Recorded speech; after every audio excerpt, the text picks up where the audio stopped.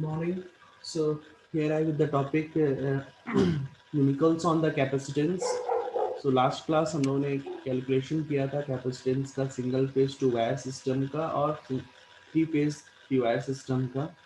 तो हम लोगों ने एक्सप्रेशंस को निकाला था कि किस तरीके से हमारा कैपेसिटेंस कैलकुलेशन होता है। सो ट्रांसमिशन लाइन में कैपेसिटेंस कहाँ कहाँ रहता है, एक हमारा दो ट्रांसमिशन लाइन के बीच में रहेगा कैपेसिटेंस, ठीक है, जिसको सी लाइन कैपेसिटेंस भी बोला जाता है, that is a C A B.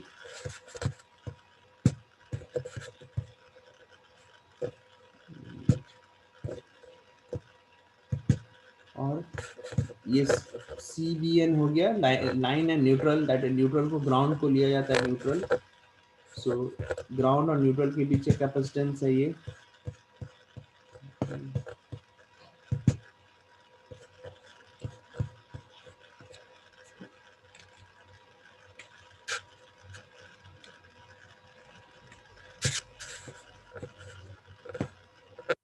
So CAN हो गया line capital line to ground capacitance, that is line और ग्राउंड के बीच में कैपेसिटेंस इफेक्ट क्या आएगा।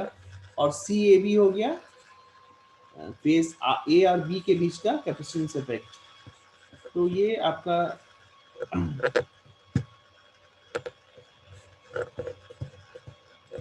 जो ट्रांसमिशन लाइन के बीच का कैपेसिटेंस कैलकुलेशंस है। नेक्स्ट हम लोग जाएंगे न्यूमेरिकल्स पे। न्यूमेरिकल्स से हम लोग उस चीज़ को देखेंगे कि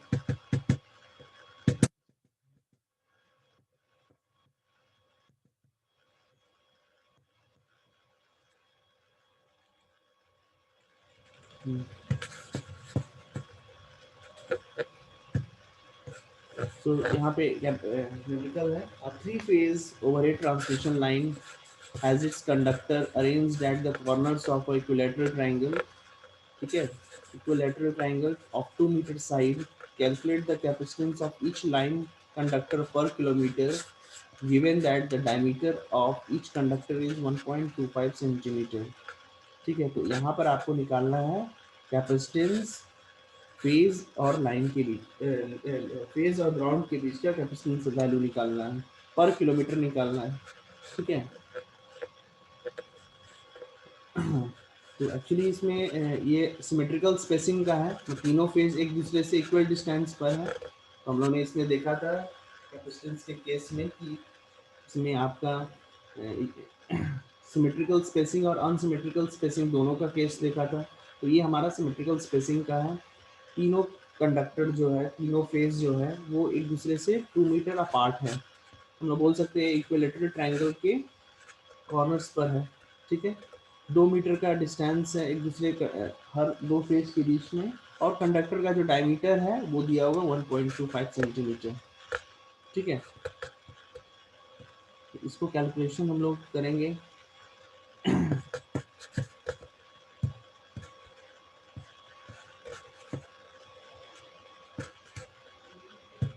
नेक्स्ट हम लोग इसको देखते हैं कैलकुलेशन में। सो व्हाट वी हैव,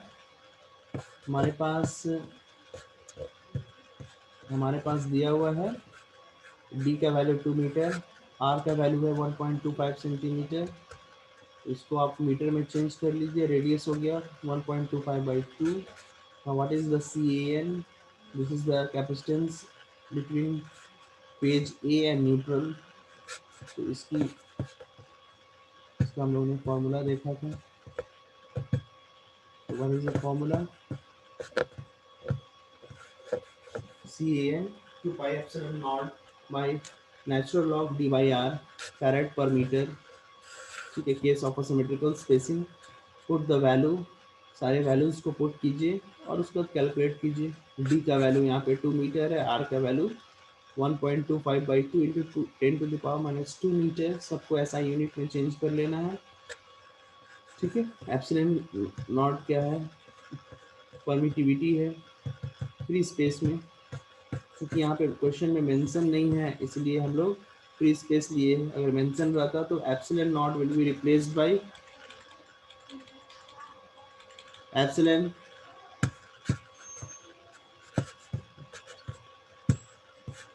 ठीक है। सो CAN 2 पाई, पाई का वैल्यू 3.14 और एप्सिलॉन का वैल्यू है 8.854 into 10 to the power minus 12। इसको वैल्यू को पुट कीजिए, it will be 0.0096 into 10 to the power minus 6 farad per kilometre. इसको किलोमीटर को चेंज करने के लिए 10 टू द पावर 3 से मल्टीप्लाई कर देना है। ये पर मीटर निकला तो 10 किलोमीटर के केस में बढ़ जाएगा वैल्यू। ठीक है, जितना लंबा ट्रांसमिशन लाइन उतना ज़्यादा कैपेसिटिव इफेक्ट।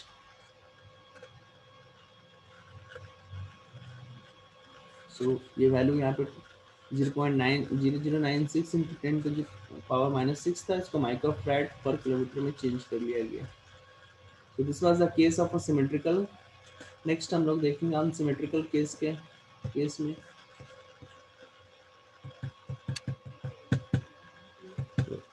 क्वेश्चन है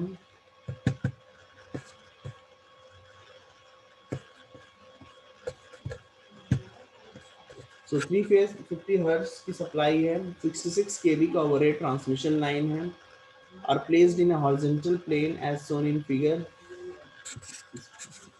इस फिगर में दिख रहा है। ठीक है, कंडक्टर का डायमीटर 1.25 सेंटीमीटर दिया है।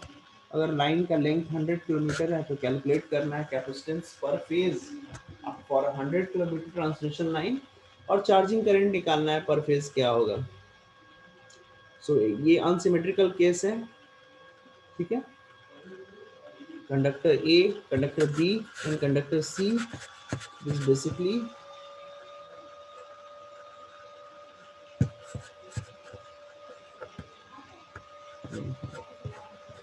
conductor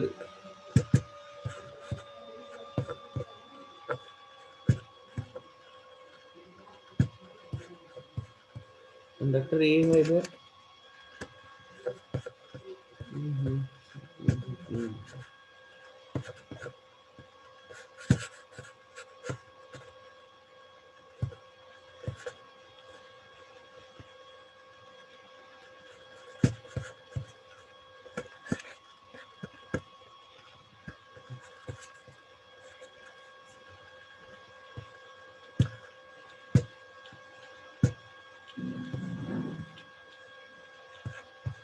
सो कंडक्टर ये है, कंडक्टर बी है, कंडक्टर सी है। कंडक्टर ए और बी के बीच 2 मीटर है और बी या सी 2.5 सेंटीमीटर है।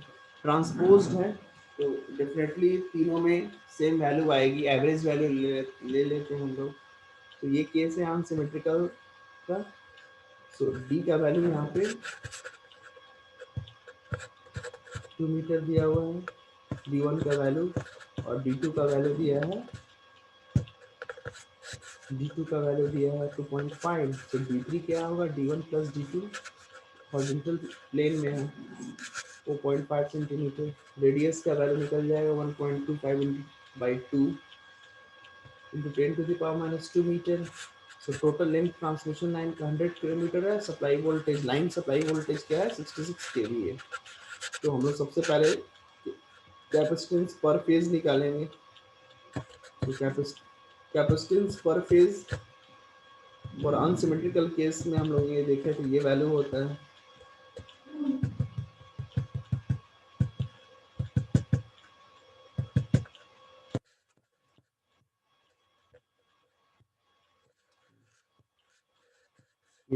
कैपेसिटेंस पर phase CAN 2 pi epsilon naught by natural log D1 D2 D3 का cube by R farad per metre.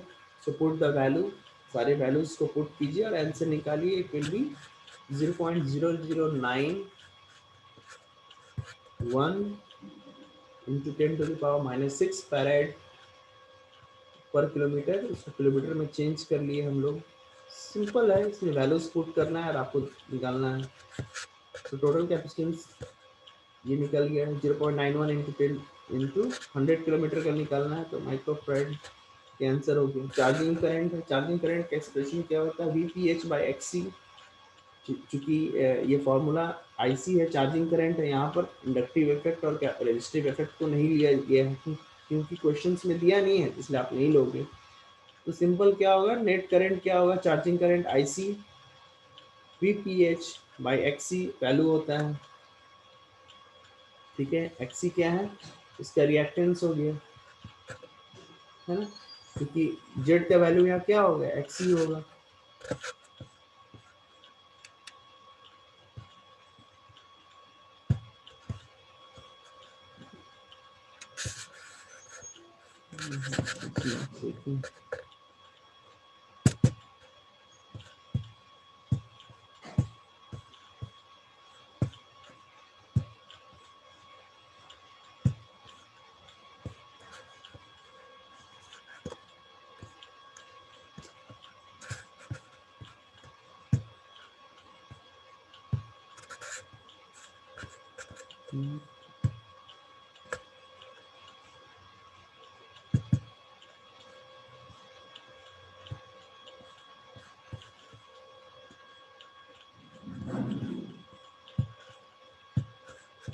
तो एक्चुअली में आईसी की वैल्यू क्या होता है, वीपीएच बाई जेड होगा। सो जेड का वैल्यू क्या है, एक्सी है, क्योंकि यहाँ पे आर और एक्सएल की वैल्यू दी नहीं हुई है।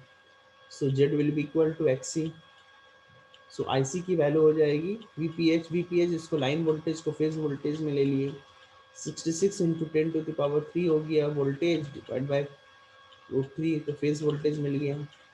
और एक्सी का वैल्यू क्या होता है, 1/2πfc, 1/2πfc होता है ना, तो 2πfc ऊपर चला जाएगा। एफ का वैल्यू 50 हर्ट्ज दिया हुआ है, सी की वैल्यू हम लोगों ने निकाला फॉर 100 किलोमीटर 0.91 माइक्रो फ्रेड, तो 10⁻⁻6 लिख दिए फैराड में। So it will B 10.9 ampere charging current, ठीक है। ये वैल्यू को ध्यान में रखिएगा, क्योंकि यहाँ पे रेजिस्टिव इफेक्ट और इंडक्टिव इफेक्ट को की वैल्यू दी नहीं हुई है, इसीलिए इसको नेग्लेक्ट किया गया है, ठीक है। तो आईसी की वैल्यू क्या हो जाएगी, VPH by XC. So this is all about the numericals. Next class we will be discussing the scale effect, proximity effect, and corona. Thank you.